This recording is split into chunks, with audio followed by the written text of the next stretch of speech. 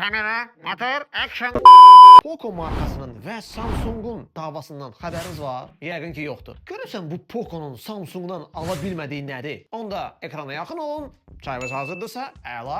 Burada buradadır. Bugün sizə elə bu müharibədən danışacağım. Gəlin baxaq. Doğrudanmı Poco'nun modelləri Samsung'dan üstündür?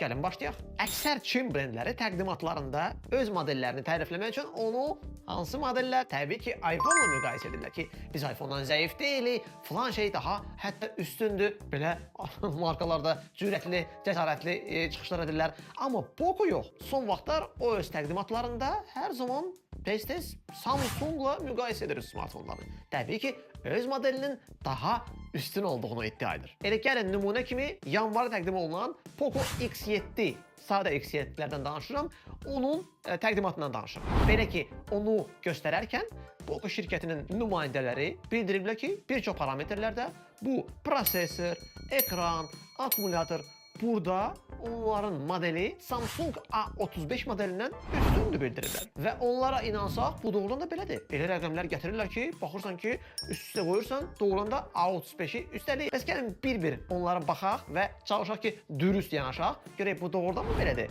Yoxsa bu sadəcə reklamdır. Məsələn, götürək ekranı. Bildirirlər ki, A35'də 1220p'dir, Poco X7'də isə 1080p'dir. Nəzər alsaq ki, bu kənarları mayil olan modellərdir, o zaman bu fərqi adi insan hiss edəcəkmi? 1220p ilə 1080p. Bax, bu suala da siz cavab verin.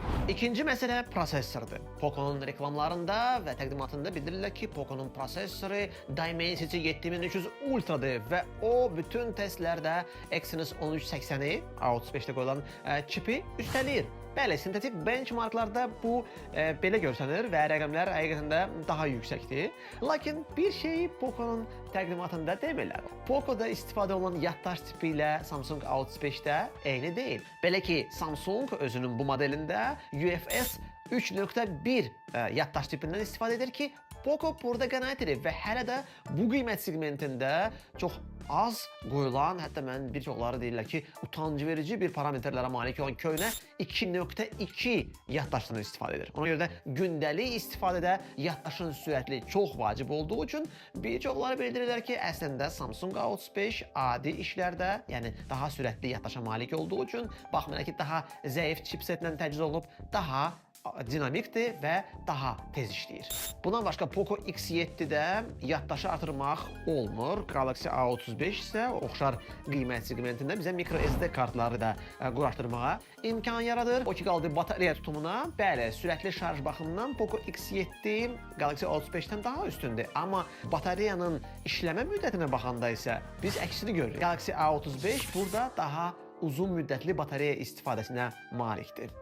Bakı qiymətlərinə baxanda isə görürük ki, bəli, qiymət fərqi demək olar ki, X7 modelinin yeganə, çox iri, belə vacib, mən deyərdim və çox həll edici müsbət fərqlərdən biridir. Çünki qiymət fərqlərində bir xeyli, necə deyirlər, üstünlük var. İndi siz də öz fikrinizi yazın. Əslində, Poco X7 ilə Galaxy A35 seçimində siz hansına üstünlük verərdiniz? Hələ mən digər məsələyə toxunmadakı One UI ilə Xiaomi'nin proqram çevrəsini müqayisə etsək, hansı daha çox etibarlıdır və hansı daha çox stabildir və insanların rəğbətini illərlə sınağından keçmiş sistemi deyəndə hansını seçərdiniz? One UI, yəni Samsung'un proqram çevrəsini, yoxsa Poco'nun işlətdiyi HyperOS-i? Bax, bunu da nəzərə alaraq şərhlərdə öz fikirlərinizi yazın. Siz hansını seçərdiniz? Mənli isə bu qədər dostlar. Texnobronun növbəti buraxılışını izləmək üçün kanala indidən abunə etməmisinizsə və videonu bəyənib şərh yazmağı da unutmayın. Hələlik.